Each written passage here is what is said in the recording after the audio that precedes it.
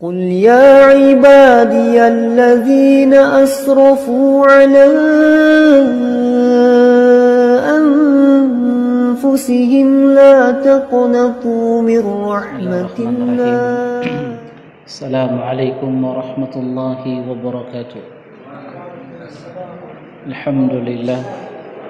الحمد لله الكريم المنان ذي الفضل والإحسان الذي هدانا للإيمان.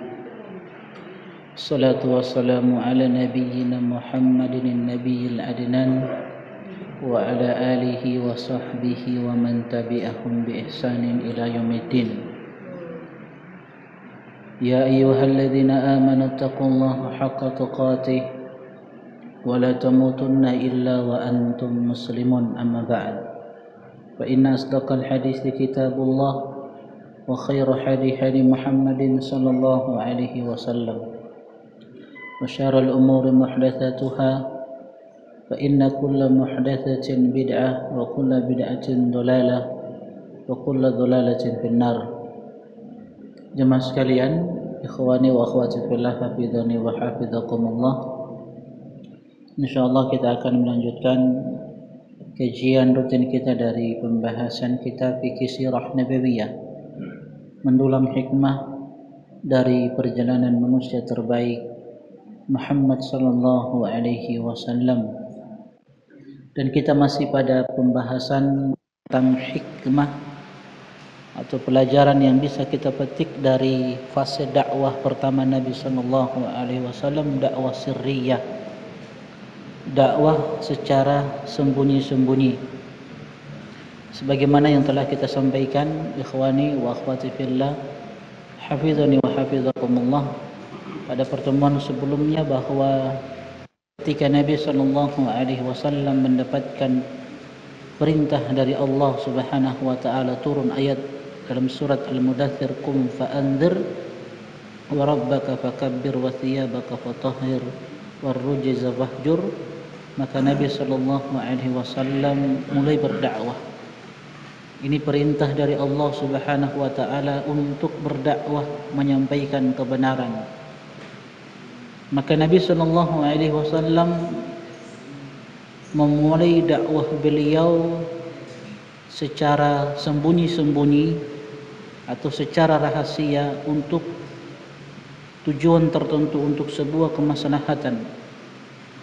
Dan dakwah sirriyah ini selama 3 tahun.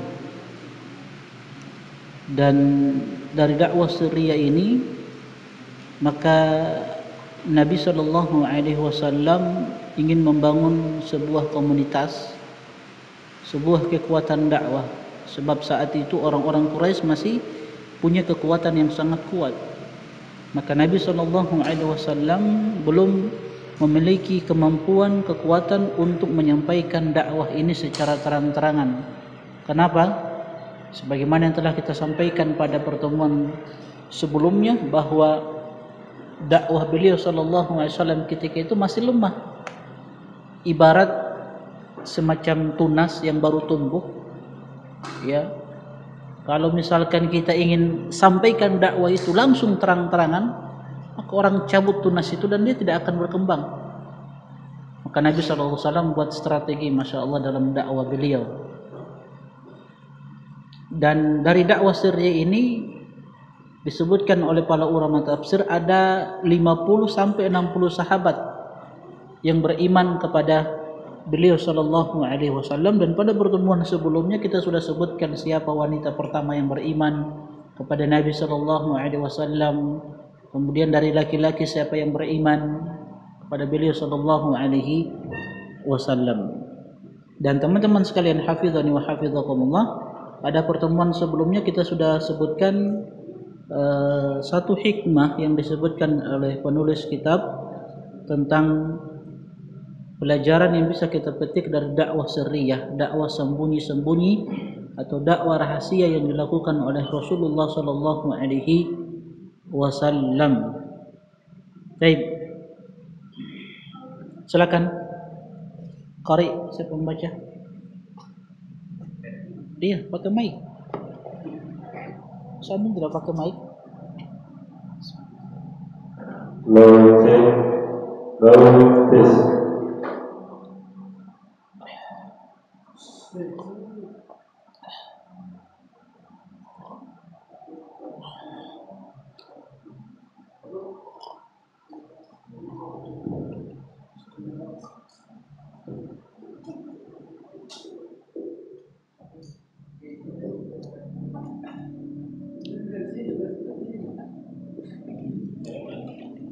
Tes tes tes tes tes satu tes.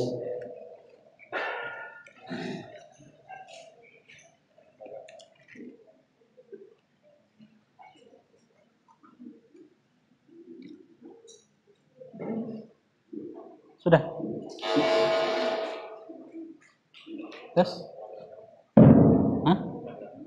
Kita mulai dari hikmah pertama. Silakan. Pertama, pertanyaannya, mengapa dakwah dinamai dengan rahasia? Jawabannya adalah agar warga mereka tidak dikagetkan dengan peristiwa yang menakutkan mereka, yang menyebabkan mereka kalah dan menafikan yang beliau dakwah dari masa buaya. Yang kedua, agar barisan dakwah mendapatkan kader-kader yang siap membela dakwah setelah Rasulullah SAW mengumumkannya dan muncul musuh-musuh Islam yang berupaya menentukannya. Taib. Jadi ini dua jawaban yang disebutkan oleh penulis kenapa Nabi SAW memulai dakwah beliau secara rahasia. Sebagaimana yang telah kita sebutkan agar dakwah ini tidak dihancurkan. Karena Nabi SAW masih dalam keadaan lemah dengan para sahabat. Kedua, Nabi SAW ingin mendapatkan kader-kader yang siap membela dakwah beliau SAW ketika dakwah ini diperangi oleh orang-orang yang ingin menghancurkannya. Jadi Nabi SAW ingin membuat sebuah komunitas. Dan sekali lagi yang beriman kepada Nabi SAW ketika itu pada fase dakwah Syria ada sekitar 50 sampai 60 sahabat. Banyak yang beriman kepada Nabi SAW ketika itu. Dan Nabi SAW sebagaimana yang telah kita sampaikan pada pertemuan sebelumnya bahwa betul-betul beliau langsung melaksanakan perintah dari Allah Subhanahu wa taala, qum fa'anzir, bangkit kalian, bangkit kamu wahai Muhammad sallallahu alaihi wasallam, berdiri,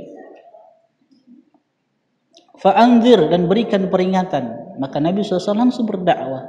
Ini menunjukkan kepada kita betul-betul Nabi SAW orang yang senantiasa melaksanakan perintah-perintah Allah Subhanahu wa taala. Maka kita sebagai seorang penuntut ilmu, orang yang mengaku muttabi kepada Nabi SAW harusnya punya semangat seperti beliau SAW di dalam menjalankan perintah-perintah Allah, terkhusus di dalam berdakwah. Penuntut ilmu itu harus ada semangat di dalam berdakwah, di dalam belajar. Dahulu para ulama, para penuntut ilmu, ketika mereka belajar menghadiri majelis ilmu, mereka itu berlomba-lomba untuk duduk di depan guru dulu. Semangat sampai-sampai disebutkan ada yang panjat pohon karena sudah full, mereka cari tempat yang tertinggi supaya bisa dekat dengan guru, mendengarkan apa yang disampaikan oleh sang guru. Kalau penuntut ilmu zaman now sekarang ini datang di majelis ilmu di masjid, mereka cari tempat sandaran. Oh, masya Allah. Tapi di masjid ini tidak ada yang cari tempat sandaran. Rata-rata di depan, masya Allah. Itu bedanya penuntut ilmu dulu dengan sekarang. Kalau sekarang cari-cari tempat sandaran, datang terlambat. Rata-rata seperti itu.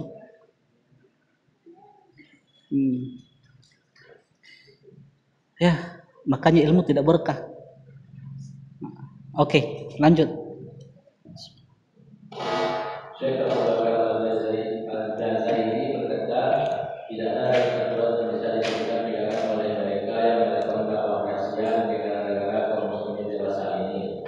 Dakwah Rasulullah SAW selama 3 tahun tidak bisa dijadikan sebagai pegangan dalam masalah itu, karena beliau dan sahabat-sahabatnya pada waktu itu tidak mampu untuk memperdengarkan kalimat la ilaha illallah Muhammadan Rasulullah.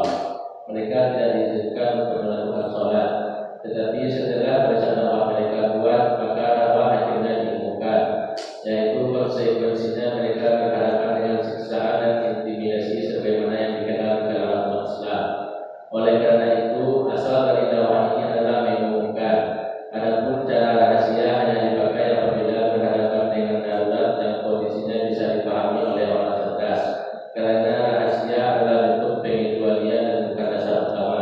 Jadi beliau Syekh Abu Bakar Al-Jazairi rahimahullahu taala, ya, beliau ingin membantah sebagian kelompok, ya, kaum muslimin yang menjadikan ini sebagai dalil untuk dakwah secara rahasia, sembunyi-sembunyi di negeri-negeri kaum muslimin.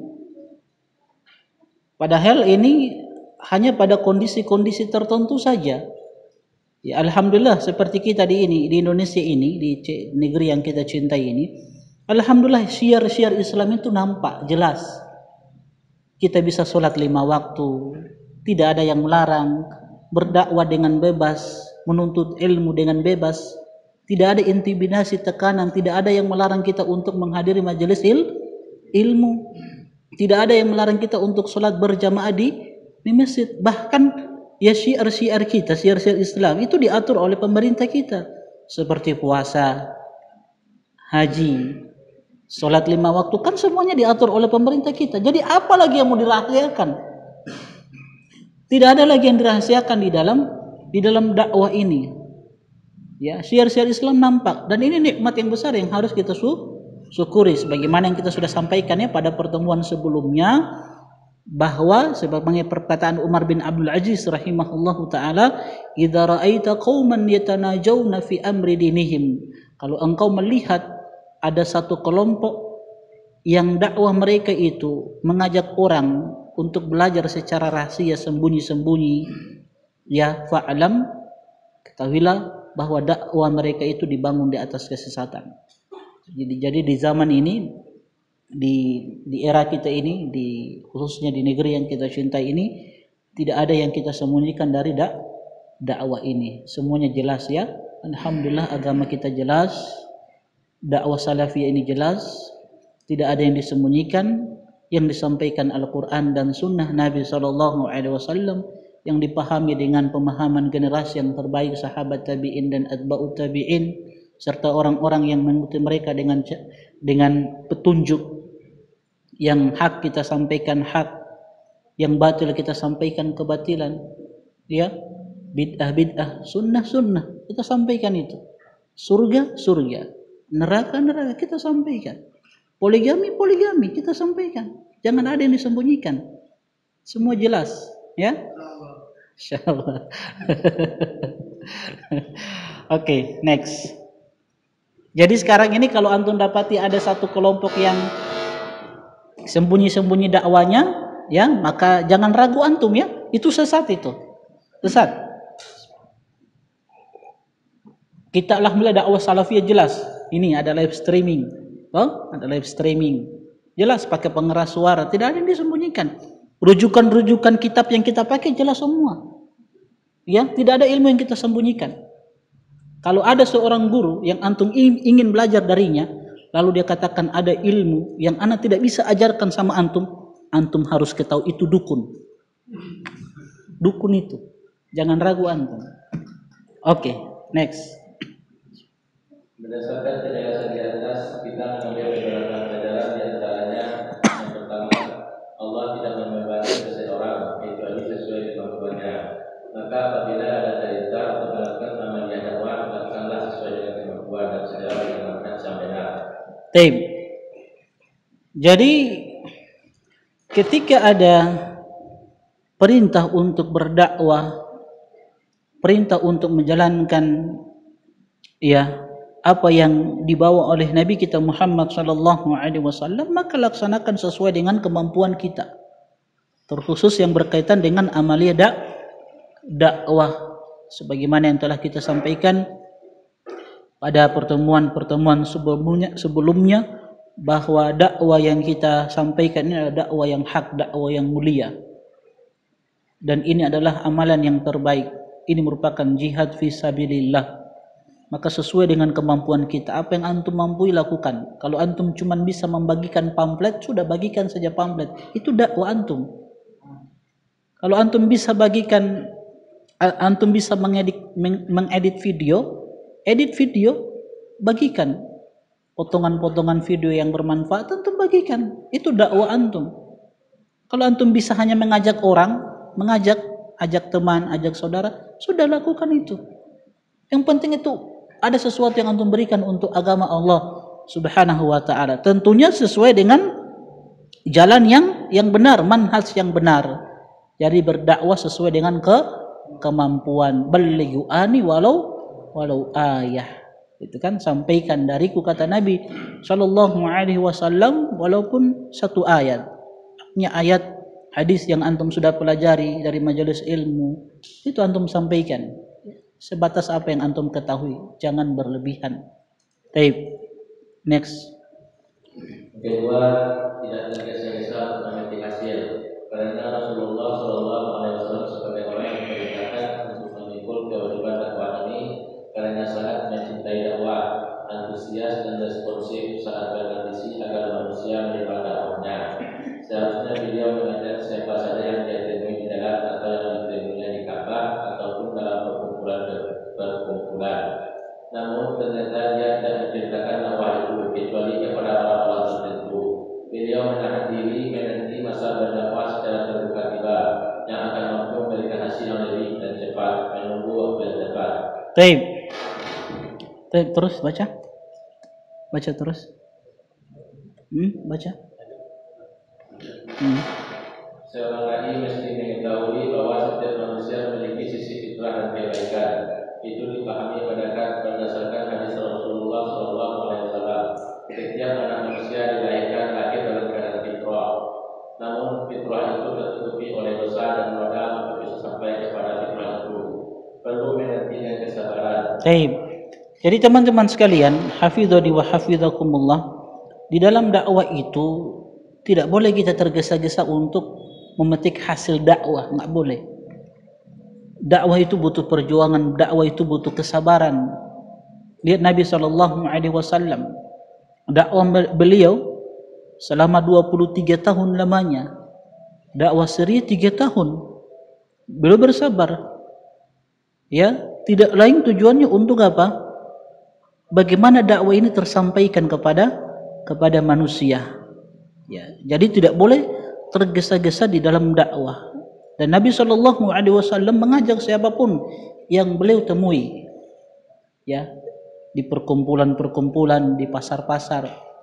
Makanya Nabi SAW akan datang insyaallah penjelasannya dakwah jahriyah, ketika Allah Subhanahu wa taala perintahkan Nabinya SAW untuk berdakwah secara terang-terangan, fasda bima tu'mar.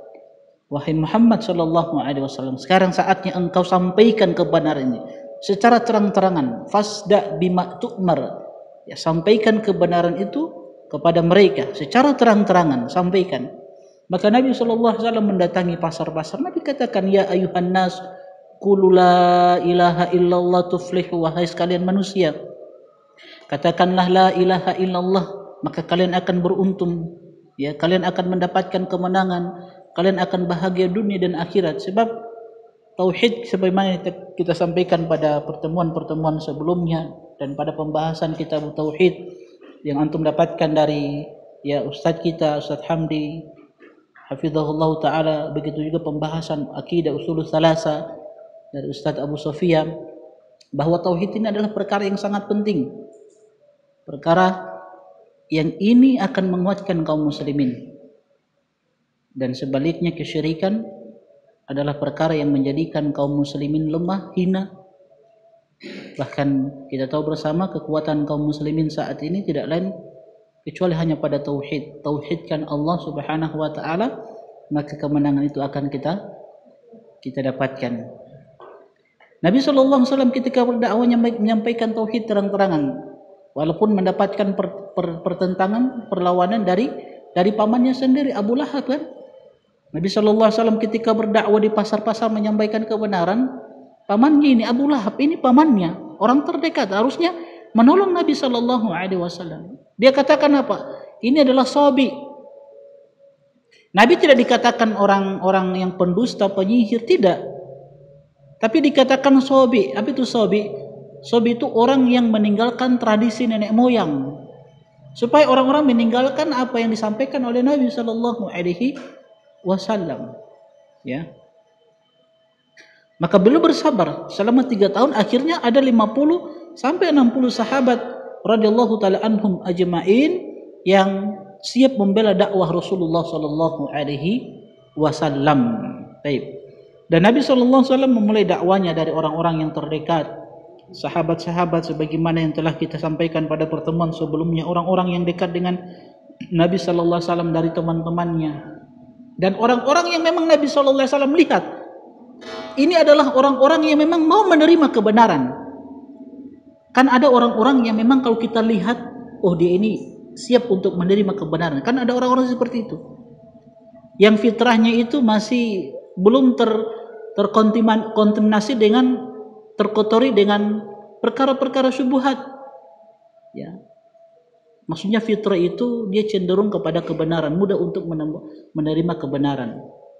Tapi kalau fitrah itu sudah dikotori ya dengan perkara-perkara maksiat, dosa, maka sulit lagi dia untuk menerima kebenaran. Baik. Beberapa masyarakat memberikan perumpamaan dengan berkata, sesungguhnya bagi siapa saja yang menyalakan api kemudian membiarkan kayu bakarnya hangus dan menyisakan abu Arab, maka setelah seorang bisa saja melewatkan dari gunung abu dari itu sebuah bara api kecil yang menjadi cikar api yang menyala, yaitu dengan cara menunggu yang mengelilinginya hingga ribu dan sisa bakar kilat, kemudian menunggu kembali hingga muncul bara api yang bisa menyala setelah diletakkan di atasnya daun kain atau kertas. Akan tetapi kenyataannya banyak manusia yang terlalu tergesa-gesa dalam mengeluarkan bola kecil itu dari tumpukan abu. Dia harus dengan cepat meniup tumpukan abu tersebut, yang menyebabkan abu itu bertebaran di mukanya, dan cikal bakar itu berserakan tanpa bisa dimanfaatkan lagi. Begitulah perumpamaan dakwah di jalan Allah. Siapa saja yang tergesa-gesa dalam memetik hasil, maka merontah paling banyak daripada manfaatnya. Namun bagi yang berhati-hati dan bersabar dalam bekerja untuk mengikat di hati yang beratnya bagaikan ribu, hingga dia berhasil menembus hati, hingga meraih cahaya kebenaran dan menerangi sekelilingnya. Objek dakwahnya menerima ajakannya, maka dia telah berhasil karena menghindari tergesa-gesa dalam memetik hasil. Masya Allah, perumpamannya luar biasa ya. Jadi perumpamaan di dalam berdakwah di jalan Allah Subhanahu wa taala. Intinya di dalam berdakwah ini butuh kesabaran. Jangan tergesa-gesa untuk memetik hasil.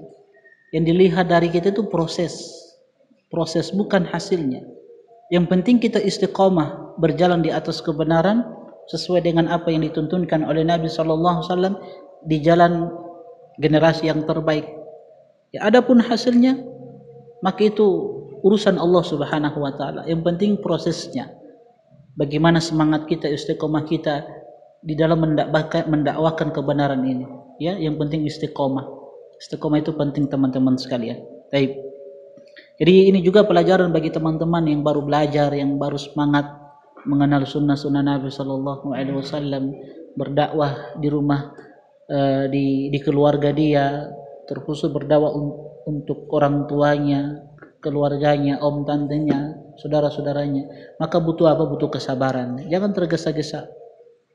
Jangan langsung main vonis, main hantang, bid'ah, syirik, neraka. Ya, hati-hati. Jangan sampai dakwah ini rusak, hancur cuman disebabkan perlakuan antum. Baik. Bisa Syekh Imam Muhammad bin Abdul Wahab rahimahullah yang tidak tergesa-gesa dalam mengambil tindakan tatkala melihat manusia bertawaf di sekitar kuburan Sa'id bin Al-Khattab mengikat Qatariyah. Dia hanya menunjukkan dengan berkata, Allah lebih mulia, Allah lebih mulia daripada Zaid. Itu terjadi pada awal dakwahnya dan itu muncul karena kearifan beliau dalam berdakwah. Semoga Allah menyelamatkannya dengan rahmat dan kuasa. Ini salah satu contohnya kisah Syekh Muhammad bin Abdul Wahab rahimahullahu ta'ala ketika beliau berdakwah di kota Riyadh. Ini kelembutan beliau di dalam dakwah. Beliau tidak langsung main vonis, tapi beliau mengajak kaum muslimin ketika itu untuk berfikir. Ketika mereka mendatangi kuburan Zaid bin Al-Khattab untuk meminta keberkahan di situ, meminta rezeki di situ, meminta jodoh di situ, maka beliau ajak untuk berfikir. Beliau katakan Allah lebih mulia daripada Zaid. Kenapa tidak minta kepada Allah Subhanahu wa taala? Zaid adalah makhluk Allah Subhanahu wa taala. Dia lemah. Kenapa harus minta kepada Zaid? Kenapa tidak minta kepada Allah Subhanahu wa taala, ya. Jadi ini proses di dalam dakwah. Jangan tergesa-gesa. Oke. Hikmah kedua, kita menyaksikan bahwa yang pertama kali menjadi sesama dalam berdakwah adalah seorang wanita, yaitu Khadijah radhiyallahu anha. Kemudian dia menerimanya dan masuk ke dalam agama Islam. Ini berarti bahwa manusia yang pertama masuk Islam adalah wanita. Oke, ini sudah kita jelaskan pada pertemuan sebelumnya bahwa wanita pertama masuk Islam adalah Khadijah yang menerima dakwah Nabi, yang beriman kepada Nabi SAW, dan orang yang pertama menolong dakwah Nabi, Khadijah radhiyallahu taala anha. Taib. Kemudian hal ini adalah karena sebagai manusia pertama yang menjadi seorang dakwah dan sebagai manusia pertama yang menerima sebuah kebenaran, dan Allah telah menghendaki bahwa itu terjadi pada seorang wanita. Kemudian setelah kemuliaan sebagai pelopor, berikutnya adalah kemuliaan karena sebagai penolong Rasulullah Shallallahu Alaihi Wasallam. Masya Allah.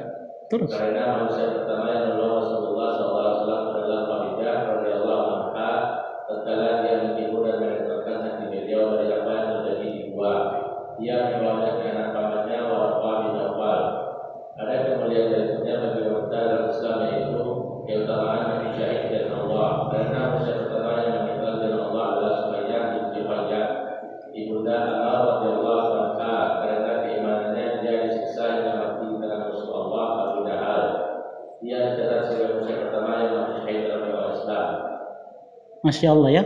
Jadi orang yang pertama beriman kepada Nabi, menolong dakwah Nabi, yang menguatkan Nabi SAW di dalam dakwanya adalah seorang wanita, istri beliau Khadijah. Dan orang yang pertama syahid di dalam Islam adalah seorang wanita, ibunya Ammar bin Yasir. Ini kemuliaan bagi seorang wanita, maka kita harus hormati mereka, kita muliakan wanita itu. Ya. Baik, terus.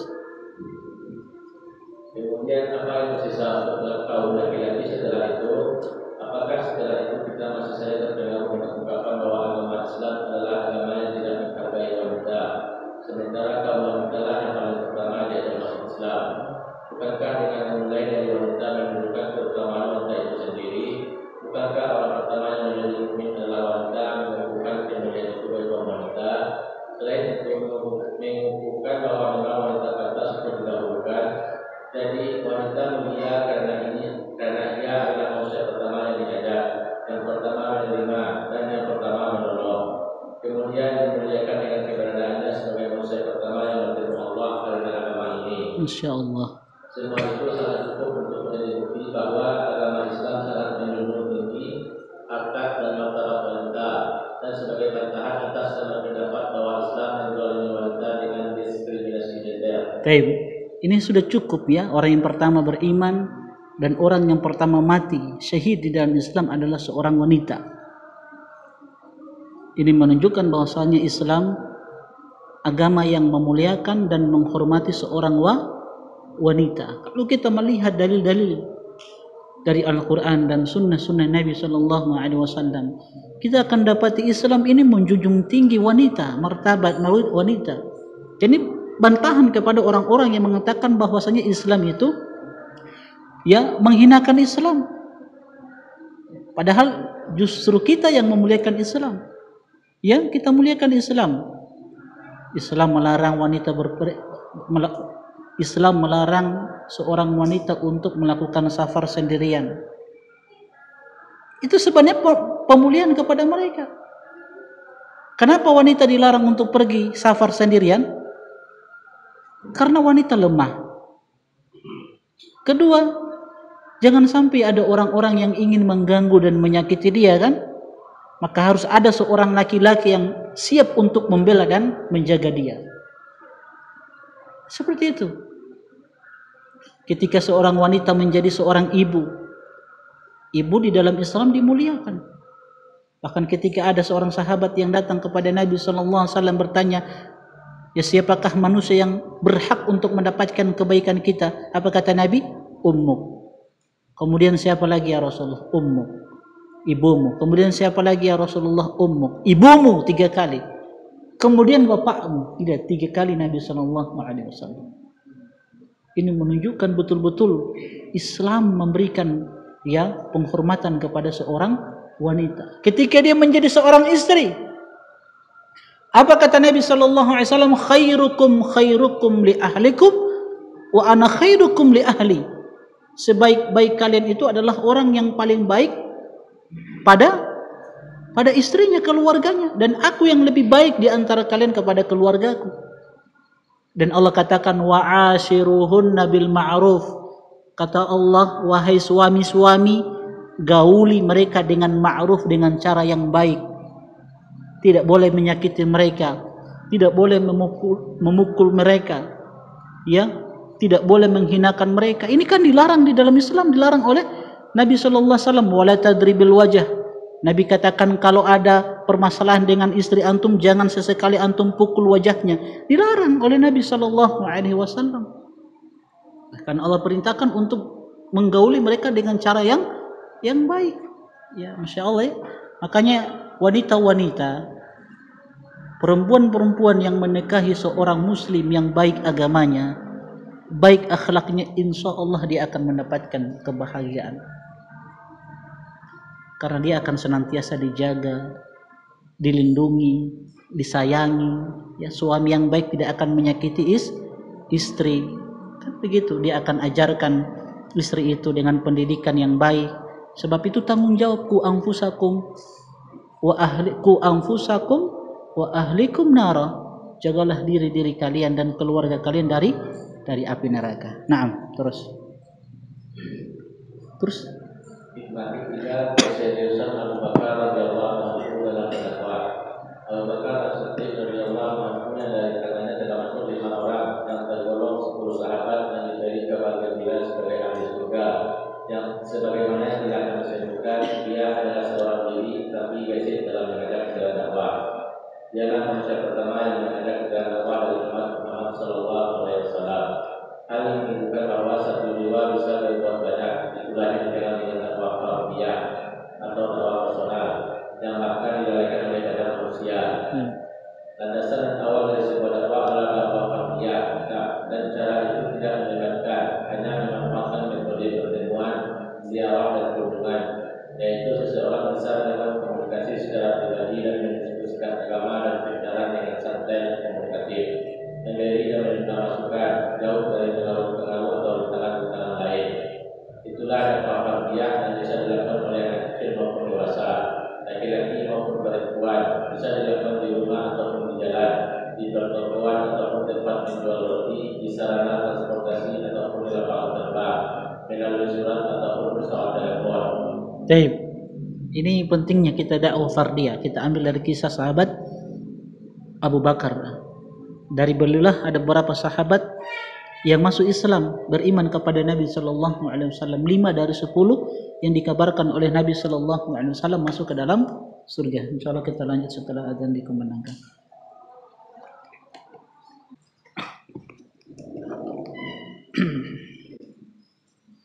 Ini cuma sekalian kita lanjutkan. Baik, silakan dibaca. Pada suatu hari seorang pejabat Prancis ketika masa penjajahan di Aljazair memanggil seorang ulama karismatik bernama Syekh Abdul Hamid Al-Jazairi.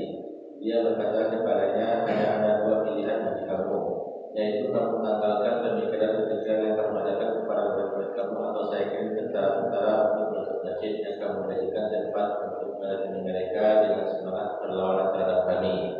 Syekh Abdul Hamid menjawab, wahai sang penguasa, itu tidak mungkin kamu lakukan. Dia marah dan berkata, kenapa saya tidak bisa lakukan? Syekh Abdul Hamid berkata, kalau saya berada di tempat pesta, maka saya akan ajari peserta pesta itu. Kalau saya berada di sebuah perkumpulan, maka saya akan ajari yang hadir di situ. Kalau saya berada di kereta, maka saya akan ajari penumpang kereta yang sedang musafir itu. Dan kalau saya masuk penjara, maka saya akan jadikan para nabi sebagai murid-murid saya. Dan kalau kamu membunuh saya, maka kamu telah menambah api di hati para penduduk negeri ini. Hal yang terbaik bagi kamu, wahai sang penguasa, adalah berdiam diri dari mengganggu penduduk dalam agama dan bahasa mereka. Masya Allah ya. Begitulah seorang muslim, pengikut muttabi' li Nabi sallallahu alaihi wasallam, pengikut Rasulullah sallallahu alaihi wasallam, dimanapun dia berada, di situ dia berdakwah. mau di pasar, di pertokoan, di kampusnya, di sekolahnya, di kantornya, dia berdakwah. Dakwah fardiyah namanya, dakwah personal. Orang ketemu dia disampaikan, diajak pada kebaikan, diingatkan dengan hadis-hadis Nabi Shallallahu Alaihi Wasallam. Jadi dimanapun dia berada, dia memberikan kebaikan untuk orang lain. Dan itulah yang diinginkan dari setiap muslim. Bukankah Nabi mengatakan khairun nas anfa'uhum linnas? Sebaik-baik manusia itu adalah orang yang banyak memberikan manfaat untuk orang lain, toh? Orang yang memberikan kebaikan untuk orang lain. Kalau dia cuma punya ilmu, bisa sampaikan dengan ilmu. Kalau dia tidak punya harta, ya sampaikan ilmu yang dia miliki. Tapi beda dengan orang yang punya harta kelebihan. Kalau dia punya harta, ya dia berdakwah dengan hartanya. Kan seperti itu. Jadi seorang muslim itu muslimah, ya dimanapun dia berada, dia harus berdakwah. Dan berdakwah itu kan kita sudah sampaikan tidak harus duduk di tempat seperti ini, toh. Tidak harus seperti ini. Dakwah personal. Tadi yang saya sampaikan, kalau antum bisa bagi pamflet, ya bagikan pamflet, share pamflet. Antum ajak orang lain, keluarga, orang-orang terdekat, terutama istri antum. Untuk teman-teman yang istrinya belum hijrah, ya banyak berdoa kepada Allah Subhanahu wa taala dan terus berdakwah, ajak. Sebab dia orang pertama yang berhak untuk mendapatkan kebaikan antum. Dia orang yang terdekat dengan antum. Sahabat. Ya, baik. Jadi jangan biarkan istri itu di dalam kesesatan, melakukan kemaksiatan, itu tanggung jawab antum. Jadi saling mengingatkan. Baik, sekarang kita masuk pembahasan tentang dakwah jahriyah. Dakwah secara terang-terangan. Tadi kita sudah sebutkan bahwa dakwah Nabi SAW fase pertama dakwah sirriyah secara sembunyi-sembunyi ini selama 3 tahun. Dan hasilnya ada 50 sampai 60 sahabat yang beriman kepada Nabi SAW. Ya. Banyak sahabat-sahabat yang tidak perlu kita sebutkan. Ya. Yang jelas ada 50 sampai 60 sahabat yang beriman kepada Nabi SAW, baik yang merdeka ataupun yang budak, ya, beriman kepada Nabi SAW. Kemudian setelah itu Nabi SAW diperintahkan oleh Allah Subhanahu wa taala untuk berdakwah secara terang-terangan. Dan itu dimulai dengan turunnya firman Allah Subhanahu wa taala dalam surat Syu'ara ayat 214 dan firman Allah Subhanahu wa taala di dalam surat Al-Hijr ayat yang ke-94. Di dalam surat Al-Hijr Allah Subhanahu wa taala berfirman, "Fasda' bima tu'mar wa a'rid 'anil musyrikin." Wahai Muhammad sallallahu alaihi wasallam, sampaikanlah olehmu secara terang-terangan bima tu'mar, apa yang disampaikan kepadamu dari Allah Subhanahu wa taala, wa a'rid 'anil musyrikin, dan hendaklah kamu berpaling meninggalkan orang-orang yang melakukan kesyirikan. Jadi ini jelas ayatnya, fasda', ya, berdakwahlah secara terang-terangan, sampaikan kebenaran dari apa yang diperintahkan oleh Allah Subhanahu wa taala kepadamu. Kemudian surat yang tadi, surat Asy-Syu'ara ayat 214, Allah Subhanahu wa taala berfirman, wa anzir ashiratakal aqrabin, dan berilah peringatan kepada orang-orang yang terdekat kepadamu wahai Muhammad sallallahu alaihi wasallam. Baik, kita lihat riwayat-riwayat yang disebutkan, dibawakan oleh penulis berkaitan dengan dakwah jahriyah, dakwah terang-terangan yang Allah perintahkan kepada Nabi-Nya Muhammad sallallahu alaihi wasallam. Silakan. Dakwah jahriyah atau terang-terangan. Tidak tahu berlalu masa dakwah rahasia perorangan. Dalam masa itulah berkumpul kelompok orang-orang beriman yang mengenai seruan dakwah Rasulullah sallallahu alaihi wasallam. Kemudian setelah itu turunlah perintah untuk berdakwah secara terang-terangan dan diperintahkan untuk mengumumkan bahwa dia adalah nabi yang diutus. Walaupun demikian, beliau tetap merahasiakan nama-nama sahabat-sahabatnya, termasuk merahasiakan bagaimana ceritanya mereka menjadi pengikutnya.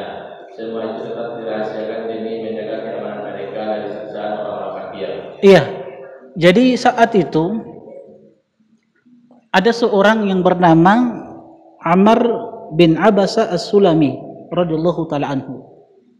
Dia seorang sahabat yang beriman kepada Nabi sallallahu alaihi wasallam. Dulunya dia ini orang yang bagian dari Ahnaf. Ahnaf itu kita tahu bersama di masa jahiliyah ada orang-orang yang masih berada di atas fitrahnya.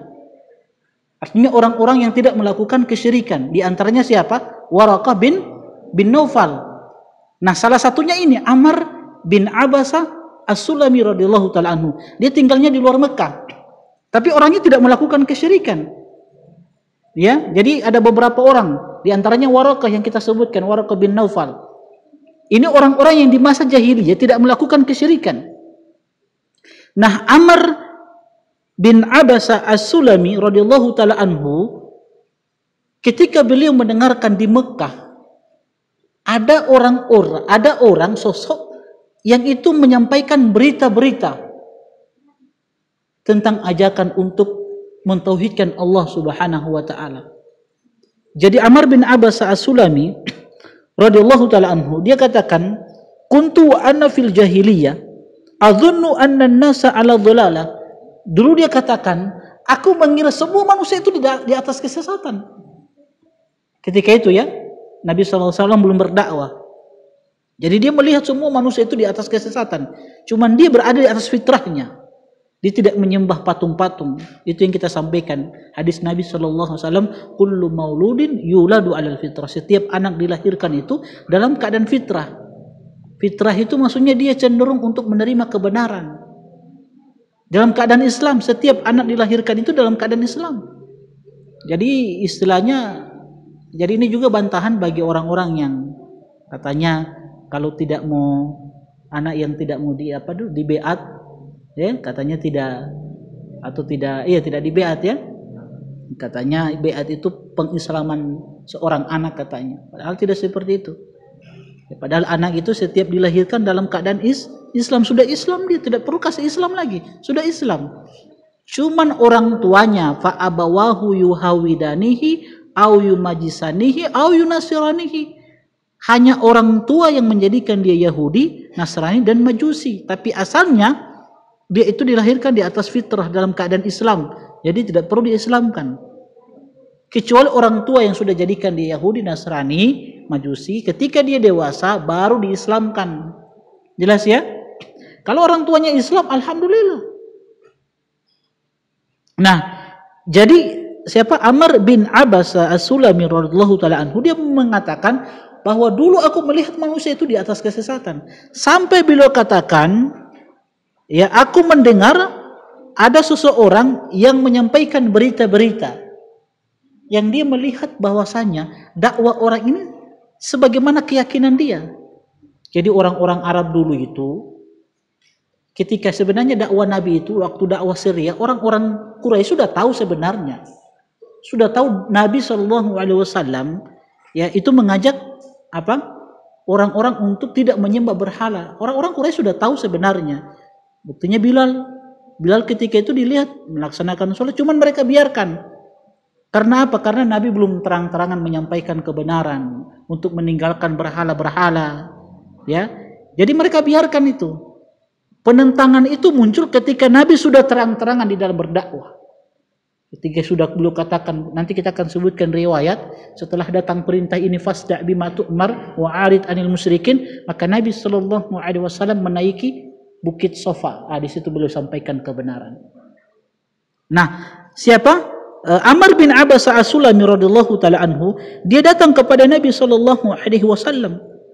Dia menaiki tunggangannya dan masuk ke Mekah dan menemui orang ini Muhammad SAW, dan dia dapati Nabi SAW dalam keadaan bersembunyi ketika itu. Kenapa? Karena dimusuhi oleh orang-orang Mekah ketika itu. Lantas dia datangi Nabi SAW dan dia mengatakan, "Ma anta, antum ini siapa?" Lantas Nabi SAW mengatakan, "Ana nabiyyun, aku ini seorang nabi." Kata Amr bin Abbas As-Sulami radhiyallahu taala anhu, "Wa man nabiyyun?" Apa itu nabi itu? Nabi ketika ditanya, "Aku adalah seorang utusan Allah." seorang Nabi Allah, ditanya, Nabi itu apa? Ya, dia tidak tahu apa itu Nabi. Maka Nabi SAW mengatakan, Arsalani Allah, Allah Subhanahu wa ta'ala mengutus aku. Kemudian orang ini berkata, wa bi ayyi syai'in arsalaka? Dengan apa engkau diutus? Tujuannya untuk apa? Apa kata Nabi SAW? Pertama, arsalani bisilatir arham. Allah Subhanahu wa ta'ala mengutus aku untuk menyambung silaturahmi. Ini penting teman-teman sekalian. Ini muamalah, menjaga hubungan, menjaga ukhuwah. Ya, silaturahmi ini penting. Makanya Nabi SAW mengatakan, la yadkhulul jannata qati'ur rahim. Tidak akan masuk surga orang yang memutus hubungan silaturahmi. Tidak masuk surga dia. Sebab Nabi diutus oleh Allah untuk ini. Salah satunya ini, untuk menyambung silaturahmi. Maka jaga hubungan. Ya, tidak boleh baku musuh dengan saudara. Apalagi tadi bulan Sya'ban toh. Bulan Sya'ban ini kan bulan yang mulia toh. Bulan Sya'ban bulan mulia. Bulannya hari yang keberapa kita sekarang? Hari yang ke-11 dari bulan Sya'ban. Ini bulan yang mulia. Makanya banyak orang yang kawin di bulan ini, bulan Sya'ban. Banyak dapat undangan tuh. Karena ini bulan yang mulia ini. Kenapa dia mulia? Bulan yang terdekat dengan Ramadan. Ini menunjukkan bahwasanya Ramadan tidak lama lagi. Insya Allah kita bertemu dengan bulan Ramadan. Nah, ada salah satu keutamaan bulan Sya'ban yang disebutkan oleh Nabi SAW, riwayat Baihaqi. Yang hadis ini disahihkan oleh Syekh Al-Albani rahimahullahu ta'ala. Nabi mengatakan, innallaha yattali'u ala khalqihi lailatan nisfi min Sya'ban. Allah Subhanahu wa ta'ala, kata Nabi, melihat kepada hamba-hambanya di malam nisfu Sya'ban. Di malam pertengahan nisfu Sya'ban. Di malam pertengahan nisfu Sya'ban Allah melihat kepada hamba-hambanya. Fayakfiru li jami'i khalqihi. Maka Allah di malam itu, di malam pertengahan bulan Sya'ban, mengampuni semua hamba-hambanya. Ini salah satu keutamaan bulan Sya'ban. Illa li musyrikin aw musahin, kecuali dua orang yang tidak akan mendapatkan ampunan di malam pertengahan bulan Sya'ban. Siapa dua orang itu? Pertama musyrik, orang yang menyekutukan Allah Subhanahu wa ta'ala, orang yang memalingkan ibadah kepada selain Allah, orang yang hatinya bergantung kepada selain Allah. Kemudian yang kedua musyahin. Apa itu musyahin? Musyahin itu adalah orang yang punya permusuhan dengan sahabatnya, saudaranya. Istri baku marah dengan suami, suami baku marah dengan istri. Pokoknya tidak baku bicara dorang, baku musuh. Makanya hati-hati.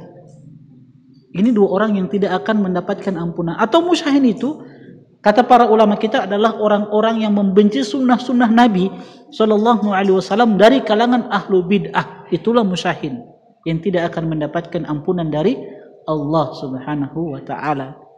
Jadi ya, jaga hubungan kita dengan orang lain, terkhusus dengan keluarga kita, terkhusus lagi dengan istri kita, dengan keluarga kita. Jadi kata Nabi SAW, Allah mengutus aku bisilatirahim atau bisilatil arham, untuk menyambung hubungan silaturahmi. Wa kasril authan, Allah Subhanahu wa ta'ala mengutus diriku untuk menghancurkan berhala-berhala, patung-patung yang kita tahu bersama. Di Mekah ketika itu ada berapa patung jumlahnya? Ada 360 berhala yang disembah oleh orang-orang Mekah ketika itu. Itu diperintahkan oleh Allah untuk dihancurkan. Kemudian kata Nabi SAW, wa an yuwahhadallahu la yushraku bihi syai'a. Aku diutus oleh Allah Subhanahu wa ta'ala untuk mentauhidkan Allah Subhanahu wa ta'ala, tidak menyekutukan Allah Subhanahu wa ta'ala dengan sesuatu apapun. Lantas orang ini siapa? Amr bin Abasa As-Sulami bertanya kepada Nabi SAW. Saat itu belum masuk Islam. Dia katakan, faman ma'aka ala hada? Siapa orang-orang yang bersamamu di atas agama ini? Nah, ini poinnya yang ingin kita sampaikan, yang disebutkan oleh penulis. Nabi katakan, hurrun wa abdun. Ada orang-orang merdeka dan ada budak sahaya. Ada orang-orang merdeka, Abu Bakar. Hamba saya seperti apa? seperti Bilal yang kemudian dibebaskan oleh siapa? Oleh Abu Bakar radhiyallahu taala anhu. Jadi Nabi katakan orang-orang yang bersama aku di atas agama ini, ada orang-orang merdeka, ada juga budak.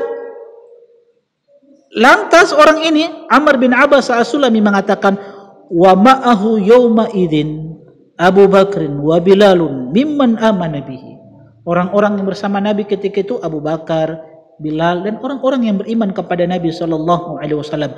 Orang ini katakan Amr bin Abbas as-Sulami mengatakan, inni muttabi'uka.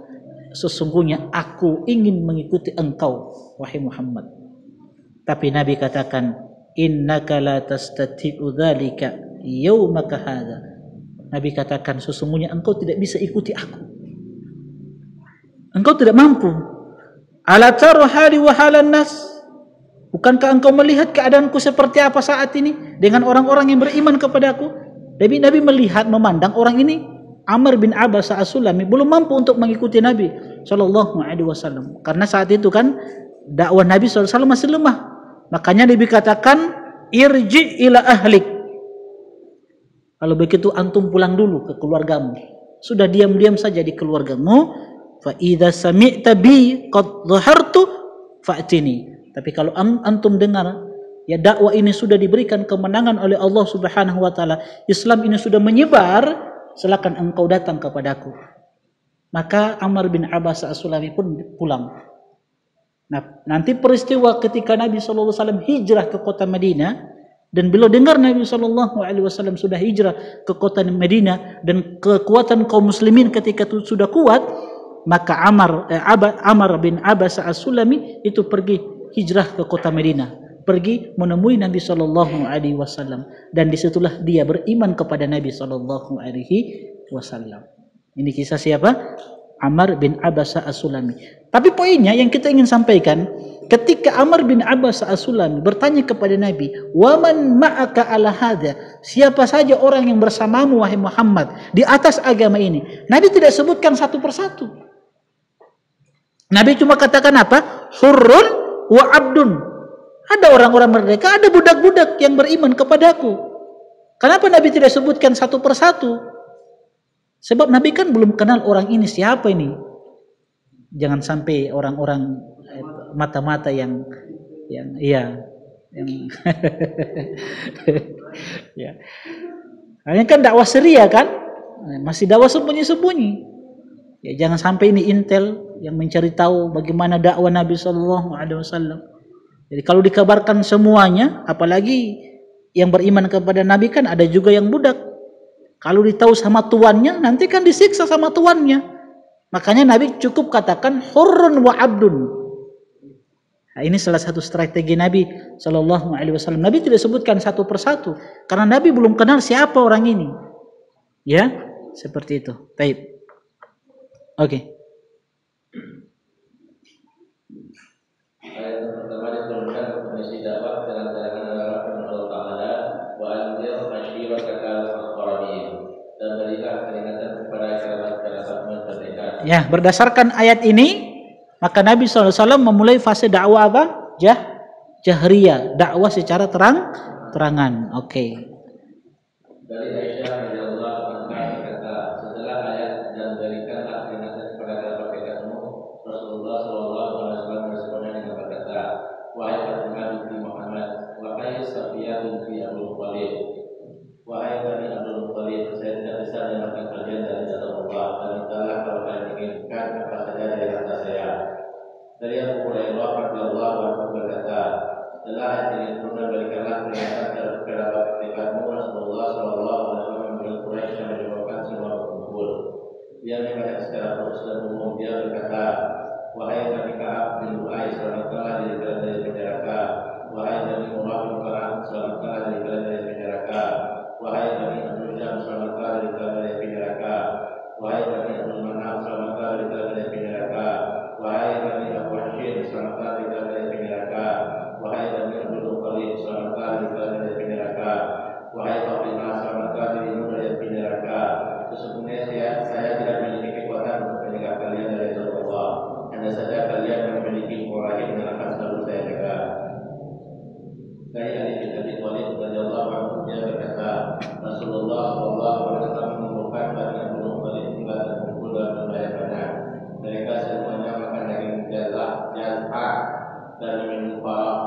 Dia berkata, beliau membuat makanan dan mereka memakannya hingga kenyang. Dia berkata, makanan itu seperti belum pernah dimakan. Kemudian beliau meminta bidadari kecil dan mereka minum hingga kenyang. Namun minuman itu seperti belum pernah diminum. Beliau berkata, wahai Bani Abdul Muttalib, sesungguhnya saya diutus kepada kalian secara khusus dan kepada umat manusia secara umum. Dan kalian telah menyaksikan salah satu dari tanda-tanda kenabian saya. Maka siapakah di antara kalian yang bersedia membayar saya untuk menjadi saudara selamat saya? Ali berkata, tidak seorang pun yang bangkit dari dunia. Ali berkata, akhirnya saya berdiri dan menyeru kepadanya, sementara saya anak yang paling muda di antara mereka. Beliau berkata, duduk kembali wahai Ali. Pertanyaan itu diulangi sampai 3 kali dan setiap dia meminta untuk dibayar, saya selalu berdiri dan duduk kepadanya. Dan dia pun selalu mengatakan, duduklah. Hingga pada saat yang ketiga kalinya beliau meletakkan tangannya di atas tangan saya. Buku-buku sirah menyebutkan bahwa Rasulullah SAW mengambil kerabat dekatnya dari Bani Hashim dan Bani Abdul Muttalib dalam sebuah pesta. Di antaranya yang hadir adalah Abu Lahab. Abu Lahab terlebih dahulu berbicara sebelum Rasulullah SAW berbicara. Abu Lahab berkata, mereka yang hadir di sini adalah paman-paman kamu dan anak-anak paman kamu. Maka silakan bicara wahai Muhammad dan tinggalkanlah anak-anak kecil dan ketahuilah bahwa tidak dari kaummu yang mampu menghadapi kekuatan Arab. Dan sayalah orang yang paling berhak untuk menghukummu. Dan cukuplah untuk pembelaan dari kabilah ayahmu. Namun apabila kamu tetap dalam pendirianmu, maka mereka lebih mudah untuk bersatu padu menyerangmu dan dibantu oleh kabilah Arab lainnya untuk mengeroyokmu. Saya tidak pernah mengetahui ada orang yang membawa ajaran yang lebih buruk daripada apa yang kamu bawa ke kabilah ayahmu. Rasulullah SAW terdiam saja dan tidak berkata sepatah kata pun dalam majelis itu. Kemudian beliau pada kesempatan lain kembali memanggil mereka. Dia berkata, segala puji bagi Allah, saya berjanji kepadanya dan saya memohon perlindungan kepadanya. Saya beriman kepadanya dan saya bertawakal kepadanya. Saya bersaksi bahwa tiada ilah selain Allah dan tiada sekutu baginya. Kemudian dia berkata, sesungguhnya orang yang baik tidak akan membohongi keluarganya dan demi Allah dan tiada ilah kecuali Allah.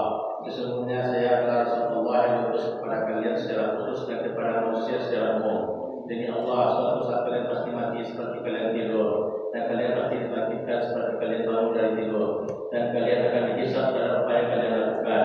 Dan setelah itu hanya ada 2 tempat kembali, surga selama-lamanya atau neraka selama-lamanya. Berkatalah Abu Thalib, kami sangat suka menolongmu dan kami telah menasihatimu. Kami sangat percaya kepadamu dan mereka itu adalah kabilah dari ayahmu telah berkumpul semua. Dan saya hanyalah seorang dari mereka, tetapi saya yang paling respon terhadap apa yang kamu inginkan. Maka lakukanlah apa yang diperintahkan kepadamu. Demi Allah, saya akan selalu menjagamu dan membelamu. Tetapi secara prinsip saya tidak mungkin mengingatkan agama yang banyak. Abdul Muttalib berkatalah Abu Lahab, demi Allah ini adalah masalah besar, maka selesaikanlah dia sebelum orang lain menyelesaikannya. Abu Thalib berkata, demi Allah kami akan membelanya sampai titik darah yang terakhir. Insyaallah. Terus Dari Abu Abbas radhiyallahu anhu berkata, setelah turun ayat dan berikanlah keringat dalam kerabat dekatmu, Rasulullah SAW naik ke Safa kemudian mengihram. Mereka yang mendengar berkata, siapa itu? Hingga akhirnya mereka berkumpul. ya, jadi Nabi SAW, ini riwayat-riwayat yang kita baca tadi, intinya ketika turun ayat tadi, wa anzir ashirataka al-muqarrabin, dan berikanlah peringatan kepada karib kerabatmu wahai Muhammad SAW, maka satu persatu Nabi nasihati, baik secara umum kabilah Quraisy, kemudian suku Quraisy, kemudian kabilah-kabilah, sampai keluarga Nabi SAW diingatkan dari perkara ini. Selamatkan diri kalian dari neraka Allah Subhanahu wa taala.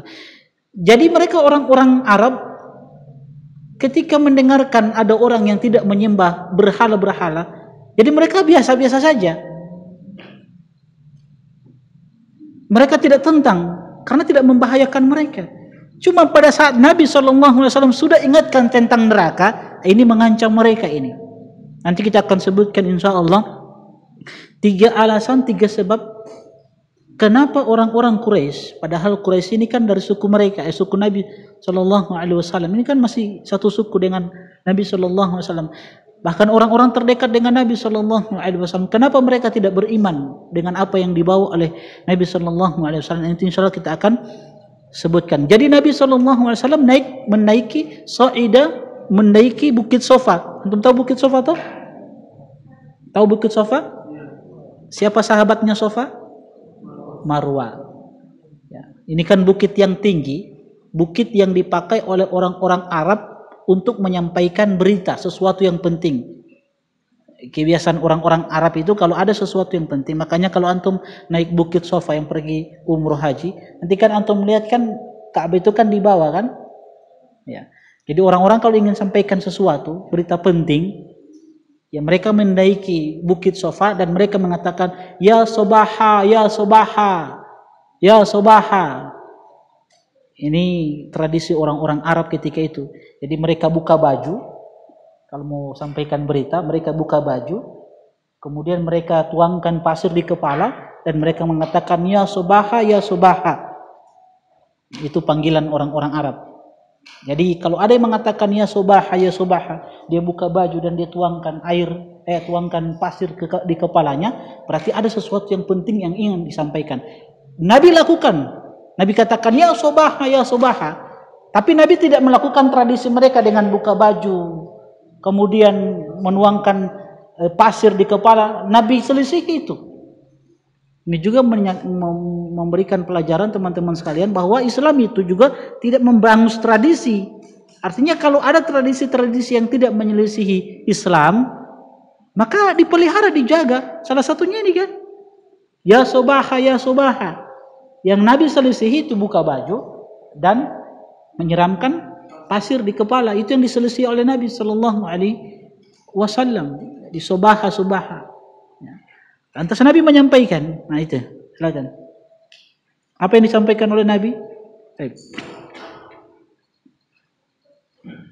Dari Ibnu Abbas radhiyallahu anhu berkata setelah turun ayat dan berikanlah dengan kata jalan-jalan dekatmu.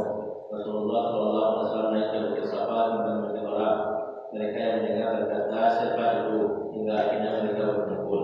Bila berkata, bagaimana pendapat kalian apabila saya berkata bahwa ada pasukan berkuda yang menuju kami dari kampung ini?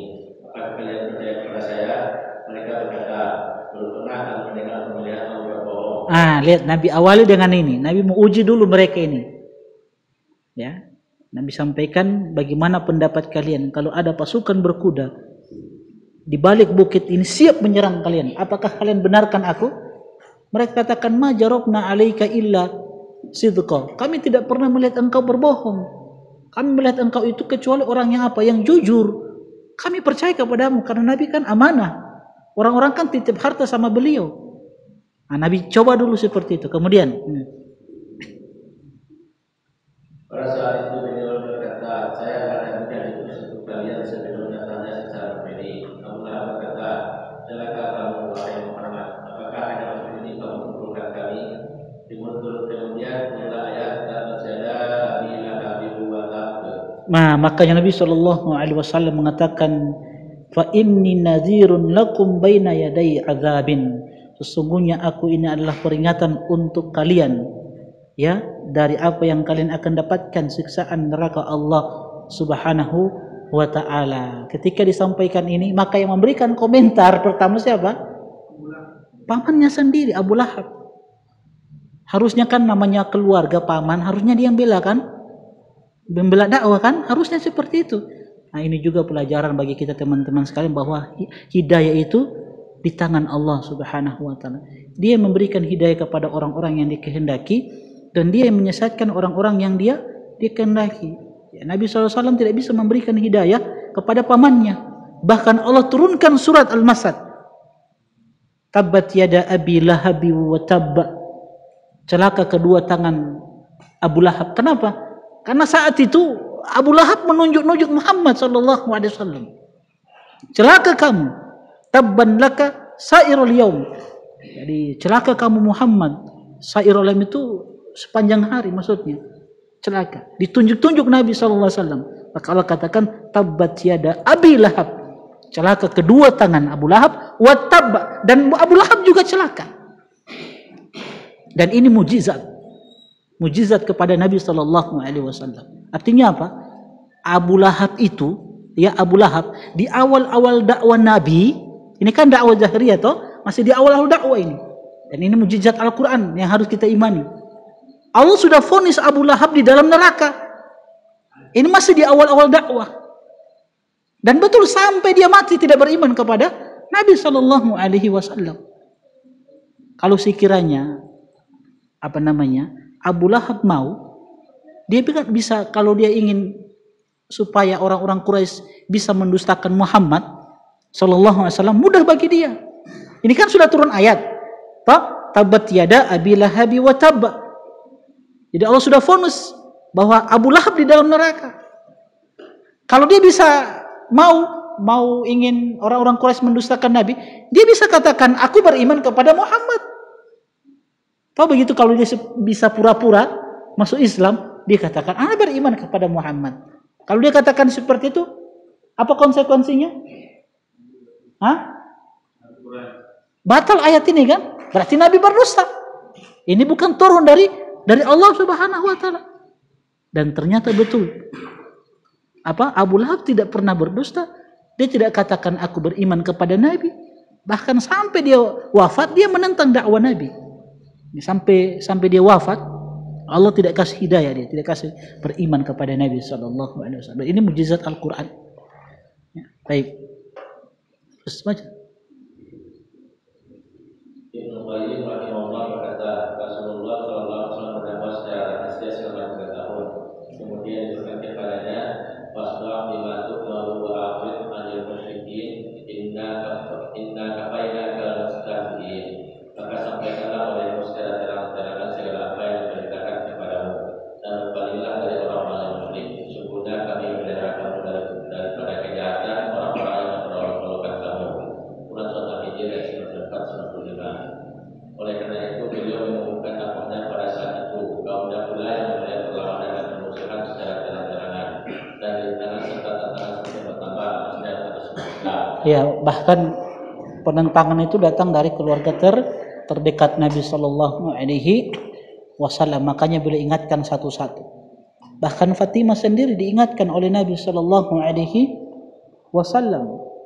Ya, diingatkan, selamatkan diri kalian dari api neraka. La uqni ankum minallahi syai'a. Aku tidak bisa menyelamatkan kalian. Ini juga menunjukkan kepada kita bahwa memang nasab keturunan itu tidak bisa menyelamatkan seseorang, kan seperti itu. Ada satu kisah, kita tutup dengan kisah ini. Seorang yang antum kenal, seorang yang digelar dengan Zainul Abidin. Siapa Zainul Abidin? Pernah dengar? Apa itu Zainul Abidin? Zainul Abidin, hiasannya ahli ibadah. Siapa itu? Siapa dia hiasannya ahli ibadah? Siapa? Ali bin Husain bin Abi Talib. Berarti Ali bin Husain. Anaknya siapa? Husain bin Abi Talib bin Abdul Muttalib. Berarti anaknya Husain anaknya siapa? Ali. Ya. Anaknya Abu Talib anaknya Abdul Muttalib. Berarti Ali ini siapa? Ali bin Husain siapa? Cicitnya Rasulullah Sallallahu Alaihi Wasallam. Sebab Husain kan cucunya Nabi kan Husain. Berarti Husain punya anak Ali, berarti dengan Nabi jadi cicitnya Rasulullah Sallallahu Alaihi Wasallam. Zainul Abidin kita kenal orang yang luar biasa di dalam ibadahnya. Nah, satu hari Taus bin Kaisan rahimahullahu taala pernah melihat Zainul Abidin Ali bin Abi Husain bin Ali bin Abi Talib bin Abdul Muttalib. Satu hari beliau melihat Zainul Abidin ini berada di depan Ka'bah, berdiri berdoa menghadap Ka'bah, ya, memohon kepada Allah Subhanahu wa taala dengan tangisan yang luar biasa. Ya, gambarannya seakan-akan orang yang baru melakukan dosa yang besar. Dan dia berdoa di depan Ka'bah meminta kepada Allah Subhanahu wa taala ampunan, rahmat, kasih sayang Allah. Maka Taus bin Kaisan juga ini seorang ulama besar juga. Ada cerita sendiri Taus bin Kaisan ini.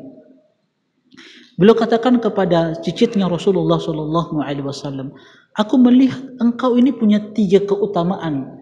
Yang dengan 3 keutamaan ini cukuplah bagi engkau untuk selamat dari siksaan Allah Subhanahu Wa Taala. Zainul Abidin katakan, apa 3 keutamaan itu? Pertama, engkau adalah keturunan Rasulullah Shallallahu Alaihi Wasallam. Itu keutamaan pertama. Karena cicit Nabi masih terdekat. Keturunan Rasulullah Shallallahu Alaihi Wasallam. Kedua, engkau akan mendapatkan syafaat dari kakekmu Rasulullah Shallallahu Alaihi Wasallam karena keluarga. Ketiga, karena engkau bagian dari Nabi Shallallahu Alaihi Wasallam, engkau pasti akan mendapatkan rahmat dari Allah. Apa kata Zainul Abidin? Wahai Taus, 3 ini bisa saya jawab. Pertama, adapun engkau katakan aku adalah keturunan Nabi Sallallahu Alaihi Wasallam, maka aku akan selamat di hari kiamat nanti. Maka sungguh aku mendengarkan firman Allah, fa idza nufikha fis-sur fala ansaba bainahum yawma idzin wala yatasaalun. Ketika sangkakala ditiupkan terjadi hari kiamat, kata Allah fala ansaba bainahum. Saat itu tidak berlaku lagi nasab. Wala yatasaalun, tidak akan saling bertanya mereka ketika itu. Nafsi ketika itu. Jadi nasab tidak berguna, kata beliau. Walaupun aku ini adalah cicit Nabi Sallallahu Alaihi Wasallam, maka nasab tidak akan bermanfaat. Seseorang itu tergantung pada amalan dia. Adapun yang kedua, aku akan mendapatkan syafaat setelah aku mendengarkan firman Allah, wala yashfa'una illa liman irtada. Mereka tidak bisa memberikan syafaat kecuali bagi orang-orang yang Allah ridhoi. Ya, walaupun cucu Nabi, cicit Nabi, tapi kalau Allah tidak ridhoi, karena salah satu syarat untuk mendapatkan syafaat apa? Harus ridho Allah Subhanahu Wa Taala kepada siapa? Kan ada 3 syarat. Siapa yang bisa sebutkan 3 syarat? Dapat 1 gelas saraba. Oke. Karena saraba terbatas. Antum sudah belajar usul salasa? Sudah? Sudah belajar kitab tauhid? Sudah kan? Oke, sebutkan 3 syarat untuk mendapatkan syafaat. Bu apa dulu? Pertama, izin Allah Subhanahu Wa Taala. Oke. Kedua, syarat kedua apa? Ridho Allah kepada siapa? Oke, yang akan diberikan syafaat. Syarat ketiga? Syarat ketiga ya, terakhir siapa? Yang jawab 1 ini dapat sarabah 1 gelas. Nanti sana yang buat. Siapa? Apa? Tidak meminta? Bukan. Itu sebenarnya ya keutamaan bagi orang-orang yang tidak meminta ruqyah, dia akan mendapatkan masuk surga tanpa hisab. Tapi kita ingin sebutkan syarat untuk mendapatkan syafaat. Tadi sudah izin Allah, kemudian ridho Allah kepada orang yang akan diberikan syafaat, dan terakhir apa? Bilang antum sudah tamat usul salasa.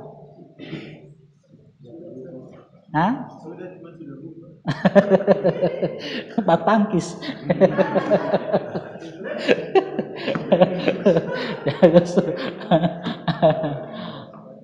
Apa? Atau akhwat yang mau jawab? Apa lagi 1?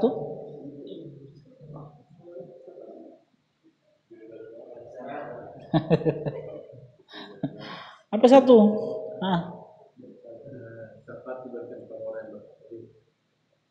Iya, itu keutamaan orang bertauhid dapat syafaat.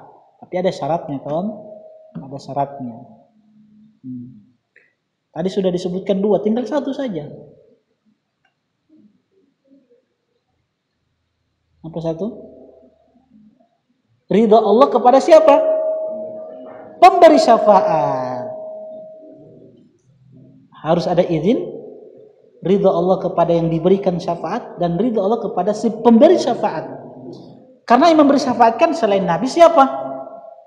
orang-orang beriman, para malaikat akan memberikan syafaat. Jelas? Jadi beliau katakan, setelah aku mendengarkan firman Allah, maka aku tidak pernah merasa aman. Wala yashfa'una illa liman irtadha. Mereka tidak bisa memberikan syafaat siapapun itu kecuali bagi orang-orang yang Allah ridhoi. Adapun yang ketiga, kata Zainul Abidin, engkau katakan aku akan mendapatkan rahmat Allah karena aku bagian dari Nabi sallallahu alaihi wasallam, orang terdekat dengan Nabi sallallahu alaihi wasallam. Maka aku tidak pernah merasa aman setelah aku mendengarkan firman Allah, inna rahmatallahi qaribun minal muhsinin. Sesungguhnya rahmat Allah itu dekat dengan orang-orang yang berbuat baik. Ya, dekat dengan orang-orang yang berbuat baik. Siapapun dia, kalau dia pelaku maksiat, apalagi pelaku kesyirikan, waliyadzubillah, maka jauh dari rahmat Allah, walaupun dia adalah keluarga Nabi sallallahu alaihi wasallam. Jelas ya? Maka nasab itu tidak bermanfaat lagi di hari kiamat. Yang bisa menolong kita adalah amalan-amalan soleh, kebaikan-kebaikan yang kita lakukan ketika di dunia. Dan sekali lagi saya ingatkan, kita di bulan Sya'ban. Bulan Sya'ban adalah bulan yang mulia. Kenapa disebut Sya'ban? Karena Sya'ban itu bulan yang muncul di antara dua bulan. Bulan Rajab, bulan yang mulia, dan bulan Ramadan, ya, bulan yang paling mulia, bulan yang penuh dengan keberkahan. Ada juga yang mengatakan Sya'ban itu kenapa disebut Sya'ban? Karena dulu Arab yatasya'abun. Dulu Arab itu yatasya'abun. Apa itu yatasya'abun? Orang-orang Arab terpecah, berpencar untuk mencari air. Hanya disebut dengan Sya'ban. Ya. Wallahu ta'ala a'lam.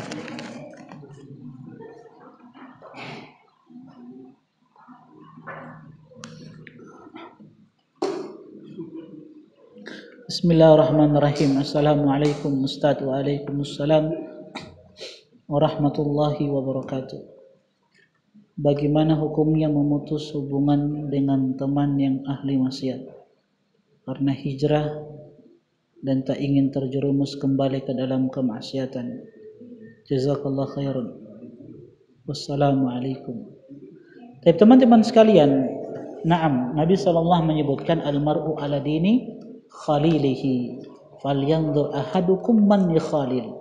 Seseorang itu tergantung dengan agama temannya, maka hendaklah salah seorang di antara kalian melihat dengan siapa dia berteman.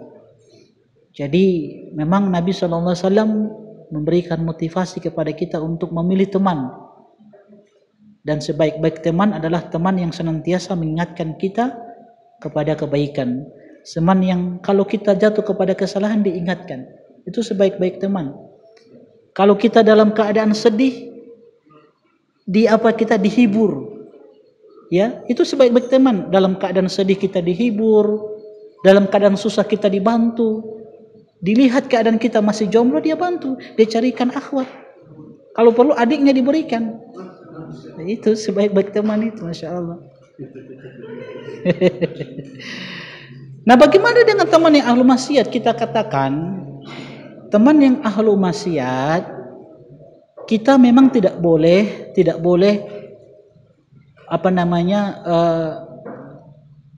meninggalkan mereka secara mutlak. Artinya yang dilarang itu menjadikan mereka sebagai teman akrab, duduk seharian, ya. Maka seorang muslim ketika ingin berhijrah memang diperintahkan untuk memilih teman yang soleh. Bukan berarti teman-teman yang ahlu maksiat ini kita musuhi. Ya, kalau kita bisa dekati, kita berikan nasihat, oke, itu bagus. Kan seperti itu. Nasihati dia, tapi jangan jadikan dia sebagai teman akrab kita. Ya. Jadi jangan kalau ada ahlu maksiat teman antum sudah hijrah, antum buang muka, jadi abasa wa tawalla, ya. Habis itu abasa wa tawalla, orang yang bermuka masam, orang yang huto-huto'o, wa tawalla, dan dia berpaling, dia lihat temannya ahlu maksiat, abasa wa tawalla. Tidak juga seperti itu. Kalau antum bisa tegur, nasihati dia, nasihati. Gitu. Kita sudah sampaikan pada pertemuan-pertemuan sebelumnya bagaimana dakwah Nabi sallallahu alaihi wasallam. Wallahu taala alam. Ada lagi?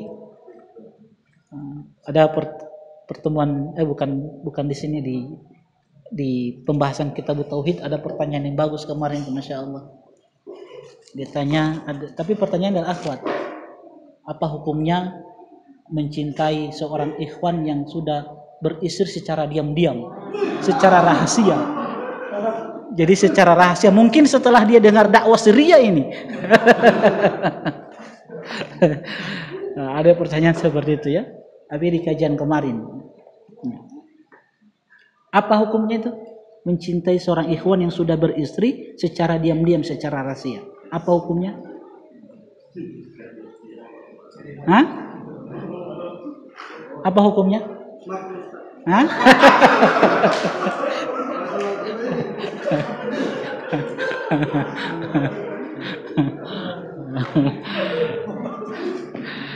Oke ya. Wassallallahu ala nabiyina Muhammad wa ala alihi washabihi ajmain. Antum mau buat daurah? Oh, nanti insyaallah kita bahas ya. Nanti kita bahas. Baik, kita tutup dengan doa kafaratul majelis. Subhanakallahumma bihamdik, asyhadu an la ilaha illa anta, astaghfiruka wa atubu ilaik. Assalamualaikum warahmatullahi wabarakatuh. قل يا عبادي الذين أسرفوا على أنفسهم لا تقنطوا من رحمة الله